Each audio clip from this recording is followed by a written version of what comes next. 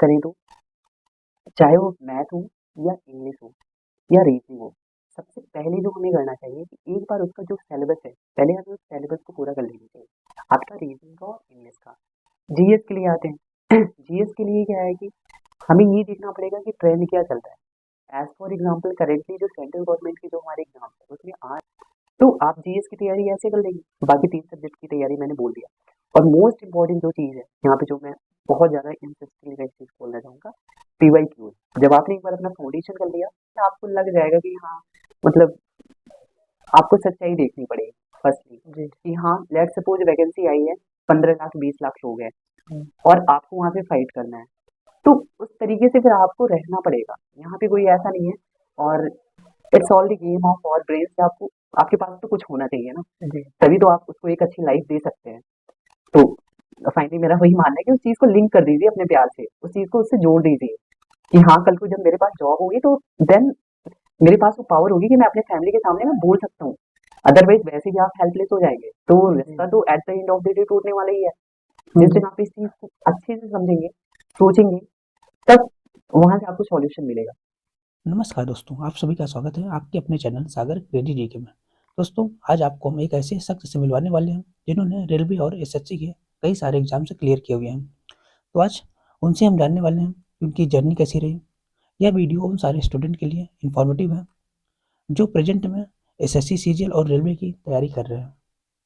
तो सर से ही जानेंगे उनकी स्ट्रगल जर्नी कैसी रही। तो सर, आप अपने बारे में हमारे दर्शकों को बताएं। सबसे पहले मैं आपका शुक्रिया अदा करना चाहूँगा कि आपने मुझे एक अवसर दिया अपने बारे में कुछ बताने का। मेरा नाम पवन मिश्रा है, मैं प्रयागराज की हंडिया तहसील से मैं बिलोंग करता हूँ। मैं सहायक स्टेशन मास्टर के पद पे मैं मनौरी स्टेशन पे मैं पोस्टेड हूँ करेंटली। सर, आपकी प्रिपरेशन जर्नी कैसी रही? और आपने कौन कौन से एग्जाम क्लियर किए हैं और कौन कौन से आपने एग्जाम दिए हैं? हाँ, इनिशियली मैं डिफेंस में जाना चाहता था, तो मेरी तैयारी की शुरुआत वहीं से हुई थी। But later on I realise I am not meant for that. So एक दो एसएसबी मैंने फेस की थी, बट मैं उस चीज़ को क्लियर नहीं किया जो कि आफ्टर रिटन होती है। जी। तो उसके बाद फिर मैंने एसएससी और रेलवे के लिए मैंने अपनी प्रिपरेशन मैंने स्टार्ट कर दिया था। और till now I have cleared SSC CGL 2022। SSC CHSL की मैंने डीवी मैंने स्किप कर दी थी क्योंकि मेरे पास ऑप्शंस आ गए थे और मुझे वो करना भी नहीं था एसएससी सीएचएसएल की जॉब। एसएससी एमटीएस भी मेरा क्लियर हो गया था और इधर रेलवे में देखा जाए तो मेरा एनटीपीसी में हो गया था, एनसीआर जोन से अपना इलाहाबाद जोन से जी। और रेलवे ग्रुप डी में हो गया था एज वेल एज। तो मैंने फिर रेलवे की जॉब मैंने ऑप्ट कर ली थी। तो सर, आप हम आपसे जानना चाहेंगे कि एसएससी हो गया, एसएससी, एमटीएस, सीजीएल, सीएचएसएल या रेलवे के लिए आपके बुक कौन कौन सी थी और रिसोर्सेज क्या थे? क्या आपने कभी किसी यूट्यूब चैनल को फॉलो किया था या फिर सेल्फ स्टडी आपने किया था? स्पेशली मेरे जर्नी में दोनों का रोल ऑलमोस्ट इक्वली रहा क्योंकि मैंने ऑनलाइन यूट्यूब के भी थ्रू मैंने काफ़ी तैयारी किया है, प्लस बुक से भी मैंने काफ़ी हेल्प लिया है और as well as mock test के साथ साथ मैंने अपनी तैयारी की है सर। तो it's the combination of both YouTube plus book. तो सर, जो प्रिपरेशन कर रहे हैं, एसएससी, सीजीएल का हो गया, एमटीएस का हो गया या फिर रेलवे का हो गया, अपकमिंग जो एग्जाम आने वाले हैं, उनकी जो प्रिपरेशन कर रहे हैं, हाँ, तो उनको क्या आप एडवाइस देना चाहेंगे? एक्चुअली एग्जाम्स 2 से 3 स्टेज में होते हैं। अगर हम एसएससी का ले लें और जी। रेलवे का भी ले लें, तो इसमें अगर हम सब्जेक्ट वाइज आते हैं, तो फर्स्टली हम अगर प्री की बात की जाए तो प्री में जैसे प्री हो या मेंस हो, चीज़ें लगभग वैसी ही होती हैं। तो अगर हम सब्जेक्ट वाइज बात किया करें तो चाहे वो मैथ हो या इंग्लिश हो या रीजनिंग हो, सबसे पहले जो हमें करना चाहिए कि एक बार उसका जो सिलेबस है, पहले हमें उस सिलेबस को पूरा कर लेना चाहिए। आप किसी भी टीचर का पेड कोर्स वगैरह आप ले सकते हैं, अ, अगर आपको जो भी सही लगे। जी। इस चीज़ में कोई वो नहीं है कि मतलब हाँ, कोई एक ही है जिनके आपको लेना चाहिए, नथिंग लाइक दैट। जिस टीचर की पढ़ाने की शैली आपको सही लगे, आप उनका कोई कोर्स लीजिए। सबसे पहले आप एक बार पूरा फाउंडेशन को कंप्लीट कर लीजिए। आफ्टर दैट आप मॉक टेस्ट पे आ जाइए। जी। मॉक टेस्ट जितना ज़्यादा से ज़्यादा हो सके, सेक्शनल भी अवेलेबल है, कई सारे मतलब टेस्ट सीरीज हैं जो कि मतलब कंपनीज हैं जो कि ऑफर करती है आपको, लाइक टेस्ट बुक हो गया और बायजूस हो गया। हाँ बायजूस हो गया, और एक रेमो सर का भी आता है उसका सुपर मॉक, वो भी काफ़ी यूजफुल है फिलहाल। तो एक बार आपने फाउंडेशन कर लिया और उसके बाद फिर आप उस चीज़ को एज वेल एज आप उसको रिवीजन भी करते जी। चलिए, और उसके साथ साथ आप सेक्शनल मॉक टेस्ट और लास्ट में फिर फुल मॉक टेस्ट, ये तीनों चीज़ों में एप्लीकेबल फर्स्टली होना चाहिए। मैं अभी यहाँ पे बात कर रहा हूँ मैथ का, रीजनिंग का और इंग्लिश का। जीएस के लिए आते हैं। जीएस के लिए क्या है कि हमें ये देखना पड़ेगा कि ट्रेंड क्या चल रहा है। एज फॉर एग्जाम्पल करेंटली जो सेंट्रल गवर्नमेंट की जो हमारे एग्जाम है उसमें आर्ट एंड कल्चर पे फोकस ज़्यादा हो गया है, ज़्यादा हो गया। मतलब देखा जाए तो इसके लिए मेरा मानना है कि हाँ दृष्टि आईएएस की जो एक सॉरी नॉट दृष्टि आईएएस, दृष्टि पब्लिकेशन की एक बुक आती है सामान्य ज्ञान की, और यू कैन चूज लूसेंट। हाँ हाँ इक्वली, हाँ वो भी बराबर का लगभग ऑलमोस्ट है, बट अगर आपके पास नहीं है तो आप दृष्टि की सामान्य ज्ञान के साथ जाइए, आप उससे पढ़िए।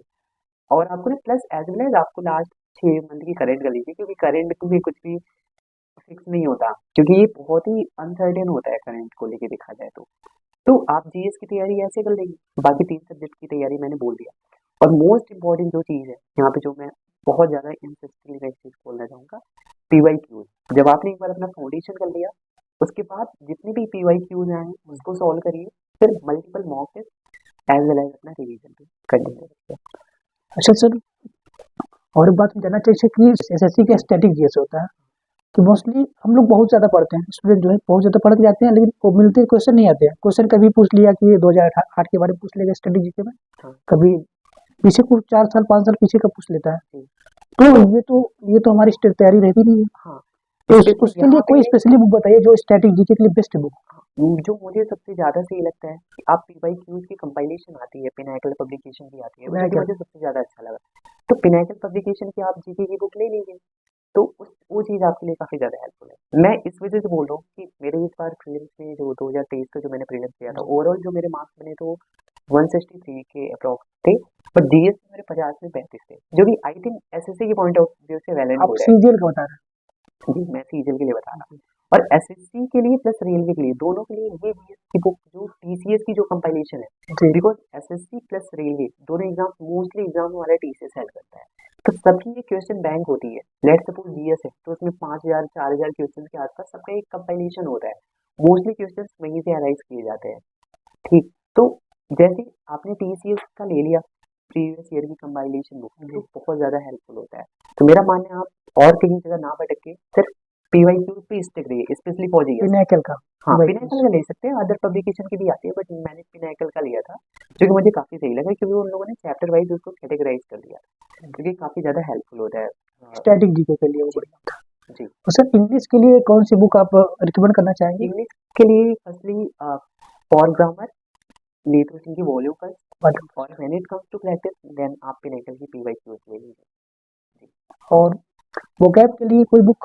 या वो कह लिए you can go for black book, Nikhil Gupta sir की है, और जो कि काफ़ी ज़्यादा सही है, आपको लेनी चाहिए उसको। हाँ वो भी एक अच्छा वो है। तो सर एक क्वेश्चन काफ़ी सारे स्टूडेंट का था, मेरा नहीं था, स्टूडेंट का था। जी उन्होंने ये क्या पूछा था कि सर मान लीजिए सीजीएल का रिजल्ट आ गया प्री का, जी तो दिन 20 से 25 डेज का टाइम मिलता है। हाँ तो उस टाइम ये होता है कि हम टाइपिंग की प्रैक्टिस करें या फिर मैथ्स रीजनिंग इंग्लिश की प्रैक्टिस करें या फिर जीएस की प्रैक्टिस करें, वो इशू बहुत ज़्यादा होता है। देखिए उस टाइम के लिए क्या कवर अप करने के लिए क्या करना चाहिए कि जो हम प्रैक्टिस अच्छे से कर पाए टाइपिंग की भी और सारे एग्जाम की सारे पेपर्स की भी कर पाए। जो सेलेक्टेड स्टूडेंट्स होते हैं ना, जी जिनका सिलेक्शन होने वाला रहता है, जी जी वो कभी रिजल्ट का वेट फर्स्टली तो नहीं करते, जी वो अपनी तैयारी पहले से ही शुरुआत करते हैं। जिस दिन उनका प्री का रिजल्ट आता है उसके पहले ही काफ़ी चीज़ें तैयारी हो चुके रहते हैं। जिस दिन वो इवन अपना प्री दे के आते हैं ना, दिन 2 दिन का वो रेस्ट लेते हैं, फिर अपनी तैयारी स्टार्ट कर देते हैं। ठीक है, उसके बाद आते हैं टाइपिंग पे। Typing is not a game of 20 days और 30 days, जी। Because some people think it's a game of, not, ऐसा कुछ भी नहीं है। उसके लिए आपको एटलीस्ट 3 मंथ की टाइमिंग चाहिए।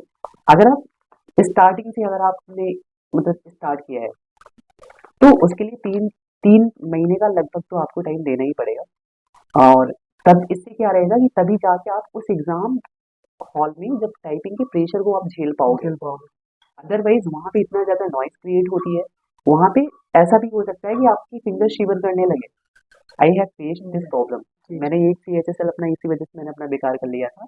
यहाँ पे मेरा मतलब क्या हुआ था कि उस टाइम पे ड्यू टू प्रेशर मेरे हाथ कांपने लगे थे और दैट्स वाई जो मेरी एक्यूरेसी थी और बहुत बेकार हो गई थी। तो एक अच्छे मार्क्स होते हुए भी मैं अब टाइपिंग में फेल हो गया था। तो टाइपिंग की तैयारी आपको एज वेल एज आधे घंटे आप निकाल के चलिए। उस चीज़ के लिए सबसे बेस्ट ये है कि आप कोई भी इंग्लिश का ले लीजिए, वो कैप का कोई भी चैप्टर ले लीजिए। लेट्स सपोज आपने ब्लैक बुक का कोई एंटोनिम्स एनोनिम्स कोई भी चैप्टर आपने ओपन कर लिया, तो उसी को आप टाइप टाइप करिए ना उसमें।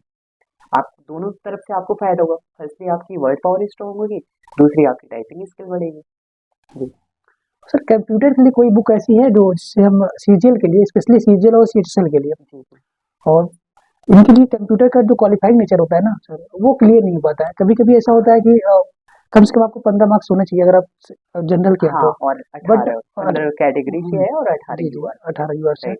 होना चाहिए, बट ये हो नहीं पाता है। जो मुझे लगता है फिलहाल उसके लिए तो मतलब रोजगार के तंगे पे एक सर है, नवीन सर है, नवीन उन्होंने सर। मैराथन क्लास दी है ट्रिपल सी वगैरह के लिए। जी जी अगर कोई उसको भी अटेंड कर ले, मोर देन इनफ है। अदरवाइज घटना चक्र वगैरह की या लूसेंट वगैरह की किताबें आती है उसके लिए, जी उतना भी अगर कोई कर ले ना तो इजीली क्वालिफाई कर सकता है। मैं इस वजह से बोल रहा हूँ कि मेरे इस बार 44 मार्क्स थे out of 50, and last year भी मेरे मार्क्स आई थिंक 35 के अराउंड थे। तो मैं सीपीटी मैंने 2022 में भी क्वालिफाई किया था, 2023 में भी क्वालिफाई मैंने किया था। जी। तो उतना ही इनफ है अपने आप में। लूसेंट या कोई भी एक जनरल कंप्यूटर की किताब कोई उठा ले, वो easily sectional cut off clear कर जाएगा। अच्छा सर, टाइपिंग का जो लेवल होता है, जी सीजीएल सीएचएसएल को ले लीजिए आप, हाँ एनटीपीसी को ले लीजिए आप, हाँ दोनों का लेवल थोड़ा सा अलग होता है। जी इन कंपैरिजन टू हाँ सीजीएल, एनटीपीसी का टफ होता है हाँ क्योंकि राइट। वहाँ पे बैक स्पेस अलाउड नहीं होता है। नहीं नहीं नहीं। तो उसके लिए कैसी प्रैक्टिस होनी चाहिए पहले से? उसके लिए कंप्यूटर पे काफ़ी सारे सॉफ्टवेयर आते हैं लाइक जी सोनी वगैरह, आप सोनी उसको के। इंस्टॉल कर लीजिए। जी और वहाँ पे क्या होता है ना कि वो लोग एग्जाम वाइज आपको वो लोग प्रोवाइड करेंगे कि अगर आपको एसएससी का देना है, एसएससी की जो वो होते हैं वो थोड़े अलग होते हैं, वहाँ पे एक्यूरेसी ज़्यादा जी नहीं डिमांड की जाती है। आई थिंक वहाँ पे एरर परसेंटेज 60 होती है और 10 होती है कैटेगरी वाइज, और उनके जो पैराग्राफ्स होते हैं ना वो ईजियर होते हैं, लेकिन एनटीपीसी के नहीं होते। और जैसा आपने मेंशन किया वहाँ पे बैक स्पेस अलाउड नहीं होता। तो उस हिसाब से जो वहाँ पे जो जैसे मान लीजिए आपके पास सोनी का है, जी तो सोनी पे ही आप टाइपिंग की प्रैक्टिस करिए और एकदम मॉक टेस्ट फॉर्मेट में। तो वहाँ से आपको इजीली आपको डिफरेंस आप देख लेंगे कि हाँ एसएससी सीजीएल या सीएचएसएल की जो टाइपिंग होती है और एनटीपीसी में जो रेलवे कंडक्ट कराती है, दोनों में अलग है। फिर आप उस चीज़ को हैबिचुअल हो जाएंगे ये और दोनों का इजीली फॉन्ट जो होता है टैकल कर मंगल लेंगे। मंगल या कुंती देव, इनमें अभी से? सॉरी फॉर दिस बिकॉज मुझे हिंदी के बारे में जानकारी नहीं है, बिकॉज जो ऑप्शनल होता है ना आपको चूज करना रहता जी है, जी इधर यू चूज हिंदी और यू जो चूज इंग्लिश। तो उस पे मैं हमेशा से मेरी इंग्लिश टाइपिंग अच्छी है, मैंने हिंदी की तैयारी नहीं की है, तो हिंदी के बारे में जानकारी नहीं मुझे। सर आपने स्टडी के टाइम पर आप खुद को कैसे मोटिवेट करते थे? जैसे कि प्रेजेंट टाइम में क्या स्टूडेंट काफ़ी डिमोटिवेट हो जाते हैं, तो वो उनका भी कुछ स्टूडेंट थे जिनका प्रश्न था कि सर ये क्वेश्चन पूछ लीजिएगा कि मोटिवेशन के लिए हम क्या करें? स्पेशली फॉर दिस मुझे ये लगता है ना कि हमें थोड़ा सा कंसिस्टेंट रहना, मतलब रहना पड़ेगा। वो अंदर से आपको लग जाएगा कि हाँ मतलब आपको सच्चाई देखनी पड़ेगी फर्स्टली जी कि हाँ लेट सपोज वैकेंसी आई है, 15 लाख 20 लाख लोग हैं हम्म, और आपको वहाँ पे फाइट करना है, तो उस तरीके से फिर आपको रहना पड़ेगा। यहाँ पे कोई ऐसा नहीं है। और it's all the game of our brains, जैसे ये बोलते हैं कि हमारे न्यूरॉन उस तरीके से ढल जाते हैं। जैसे जब हम मेहनत वाली रंग में आ जाते हैं ना, हम्म, एक बार जब हमारा रिदम हो जाता है, तो अगर हम पढ़ाई ना भी करें ना तो हमें अच्छा नहीं लगता फिर। जी और इतनी जो सेल्फ रिस्पेक्ट हमें होनी चाहिए ना कि इधर यू चूज दिस कि हमें कॉम्पिटेटिव फील्ड में जाना हो या कहीं भी जाना हो, बट ये चीज़ तो हमें सोच के चलना चाहिए ना यार कि हाँ हमें लाइफ में कुछ करना है ढंग का। नहीं, स्टूडेंट क्या करते हैं, कभी कभी ऐसे करते हैं कि वो संदीप माहेश्वरी का वीडियो देखते हैं और ये क्या नाम, कपिल शर्मा का वीडियो देखते हैं मोटिवेशन के लिए, कहते हैं कि हाँ मोटिवेशन, या फिर it's not the permanent solution. I think आपको अंदर जाना पड़ेगा, जो असली एनर्जी होती है वो आपको कहीं से मिलती है। बाकी फॉर मी ये सब वही हो गया ना कि आप पेन किलर जस्ट ले रहे हैं, हम्म, जैसे कि हो सकता है टेम्परेरी बेसिस पे आपको रिलीफ, आप आसानी से शांति से बैठिए, आप अपनी लाइफ को डिजाइन कीजिए, जी उस चीज को एनालाइज कीजिए डीपली। एनर्जी रियल में वहां से मिलती है। ये पेन किलर्स लेने से काम नहीं चलता या किसी को भी देखने से, दिन दो दिन बहुत है, बट लॉन्ग रन में आप सक्सेसफुल नहीं हो सकते। सर, आम तौर पर प्रेजेंट में देखा जा रहा है कि प्रेजेंट सिलेंडर में कि जो स्टूडेंट आते हैं प्रिपरेशन करने, तो वो कभी कभी फॉल इन लव में पड़ जाते हैं। और उससे उनको इशू ये होता है कि उनकी स्टडी ब्रेक हो जाती है और प्रिपरेशन सही से नहीं हो पाती है, टाइम ज़्यादा लग जाता है, एग्जाम क्लियर नहीं होते हैं। तो उनके उनके बारे में क्या सजेशन आपका रहेगा? मेरा मानना है if you are capable of handling it then go for it, कोई दिक्कत नहीं है। अगर आप स्टडी एंड अपनी लव लाइफ को साथ में इक्वली लेके चल सकते हैं, बट अनफॉर्चुनेटली बहुत रेयर ही ऐसे लोग होते हैं जो दोनों को इक्वली मैनेज कर सकते हैं। तो आप अपनी प्रायोरिटी फाइनलाइज कीजिए ना, आप अपनी पढ़ाई करिए, और अगर उसके बाद एज ए रिवॉर्ड आप अपने आप को दे सकते हैं कि हाँ ठीक है, ये आज से मेरा टू डू लिस्ट है, आज मैं इतना एग्जीक्यूट करूंगा, after that I will talk to her that person, okay. इस चीज को लिंक करिए किसी एक अच्छे विजन से। अदरवाइज आज नहीं तो कल जिस दिन आप उस चीज को चीज करने लगेंगे, ये चीज आपको आप अपने करियर आपके हाथ से निकल जाएगा फिर। बट मेरा मानना है कि हाँ, कोशिश करिए कि उस चीज को उस चीज से लिंक करिए, ठीक है। मतलब नॉट जस्ट फॉर टेम्परेरी, एक उस चीज के लिए एक लॉन्ग टर्म अगर आप किसी से रिश्ता चाहते हैं तो फर्स्टली आपको आपके पास तो कुछ होना चाहिए ना, जी। तभी तो आप उसको एक अच्छी लाइफ दे सकते हैं। तो फाइनली मेरा वही मानना है कि उस चीज को लिंक कर दीजिए अपने प्यार से, उस चीज को उससे जोड़ दीजिए कि हाँ, कल को जब मेरे पास जॉब होगी तो देन मेरे पास वो पावर होगी कि मैं अपने फैमिली के सामने मैं बोल सकता हूँ।